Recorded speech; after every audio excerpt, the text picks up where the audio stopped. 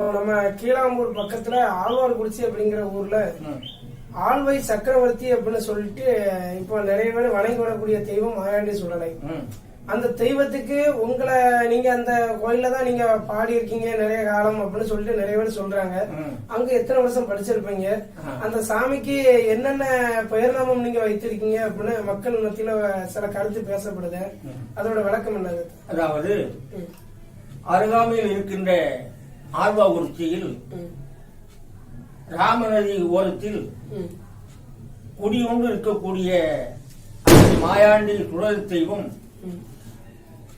140 கிராமத்தை சார்ந்த சேனை சமுதாய பெருமக்களை வாழ வைக்கும் தெய்வமாக வாழ்ந்து கொண்டிருக்கிறது. அந்த கோவில் சித்திரை மாதம் 4வது செவ்வாய் எப்போதும் கொண்டு நடக்கும். இதுல ஒரு 45 வருஷம் நான் பாடியிருக்கிறேன். 45 வருஷம் பாடும்போது எல்லா மக்களும் பாராட்டியிருக்கிறார்கள், பரிசு வழங்கியிருக்கிறார்கள், மெடல் போட்டிருக்கிறார்கள், எல்லாமே எனக்கு அன்பு வழங்கியிருக்கிறார்கள். ஆனால் என்ன அறியாமல் ஒரு செய்தி நடந்தது உண்மை. அது என்ன அப்படின்னா, அதாவது ஒரு குடையில் மத்தியான குடை அடிக்க நான் பெட்டியில ஏறும்போது சுவாமியை மேற்க பார்த்து சுவாமியை கும்பிட்டேன். கும்பிடும் போது எனக்கு ஒரு தன்னறியாத ஒரு உணர்வு ஏற்பட்டது. அந்த உணர்வு ஏற்ற பொண்ணு சக்கரவர்த்தி மாயாண்டி சுடலை உன் அருள் எனக்கு வேண்டும்னு நினைத்தேன், சொன்னேன். சக்கரவர்த்தின்னு சொன்ன உடனே எல்லாருமே ஆச்சரியப்பட்டார்கள். மத்தியான குடையில் நான் சக்கரவர்த்தின்னு சொல்லிட்டேன்.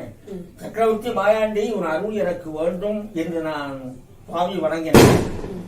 இதை கேட்டு அந்த சுவாமி கோயிலுடைய கோமரத்தார் பண்டாரம் சேனையர் அருணாச்சலம் சக்கரவர்த்தின்னு சொல்லிட்டீங்க, இதுவரைக்கும் ஒரு தரம் சக்கரவர்த்தின்னு சொல்லல, நீங்க சக்கரவர்த்தின்னு மாயாண்டின்னு சொன்னதுக்கு நீங்க உதாரணம் சொல்லணும், நீங்க கற்கல்ல ஆரம்பிக்கும் போது கண்டிப்பா சொல்லணும் அப்படின்னா. அப்ப நான் அந்த மாயாண்டி சொல்லையும் நினைச்சு வணங்கி கொண்டு நான் எண்ணி பார்க்கும்போது மாவலி சக்கரவர்த்தி ஞாபகம் எனக்கு வந்தது. மாவலி சக்கரவர்த்தி யாரு என்ன கேட்டாலும் இல்லைன்னு சொல்லி மறுத்தது இல்லை. ஏன் தெரியுமா?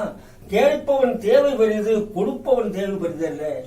ஏழை எளிய மக்களுக்காக இறக்கம் காட்டும் இதயம் படைத்த மாவலி சக்கரவர்த்தி அள்ளி அள்ளி கொடுத்தார், கல்யாணம் முடித்து வைத்தார், வீடு கட்டி கொடுத்தார், நிலங்களை கொடுத்தார், ஒவ்வொரு மக்களையும் வாழ வழிகாட்டி பொருளை கொடுத்து புண்ணியத்தை தேடிய பெருமகனார் அந்த மாவலி சக்கரவர்த்தி. மனித வடிவத்திலே மாவலி சக்கரவர்த்தி, தெய்வ வடிவத்திலே சக்கரவர்த்தி மாயாண்டி சுடலை. நாம் சுவாமி உன்னை நம்பி வாழுகின்ற எனக்கு குறைவின்றி நஷ்டமின்றி நல்லதை எனக்கு செய்யுங்கள் என்று வணங்கினார். பிள்ளை இல்லாதவர்கள் பிள்ளை கேட்டால் கொடுக்கும் தெய்வம், கவலை இல்லாமல் வாழும் கஷ்டம் அகலனும் சொல்லி சொல்ற கஷ்டத்தை நீக்கக்கூடிய தெய்வம் சக்கரவர்த்தி மாயாண்டி. ஆகவே நமக்கு ஏழை எளிய மக்கள் அல்ல, சகலமான வணங்கக்கூடிய அத்தனை மக்களையும் வாழ வைக்கும் தெய்வமாம் சக்கரவர்த்தி மாயாண்டி. மனித வடிவத்திலே மாவலி சக்கரவர்த்தி, தெய்வ வடிவத்திலே மாயாண்டி சக்கரவர்த்தி மாயாண்டி என்று சொல்லி, அது மட்டுமல்ல எல்லா பெண்களும், அதாவது பெண்களும் ஆண்களும் கடைசி செவ்வாய் தோறும் வணங்கக்கூடிய பாக்கியத்தை பெற்ற தெய்வம் அந்த சக்கரவர்த்தி மாயாண்டி. இப்படி பொருத்தமாக சொல்லி இணையப்பட்டதுனால இப்போ கல்யாணம் நடத்தக்கூடியவர்களும் காகிதத்து சக்கரவர்த்தி மாயாண்டி துணை என்று போடுகிறார்கள். ஒரு விழா நடந்தால் மாயாண்டி துணை என்று சக்கரவர்த்தி மாயாண்டி போடுகிறார்கள். அந்த பெரும் பாக்கியத்தை பெற்றவன் இந்த அருணாச்சலம்.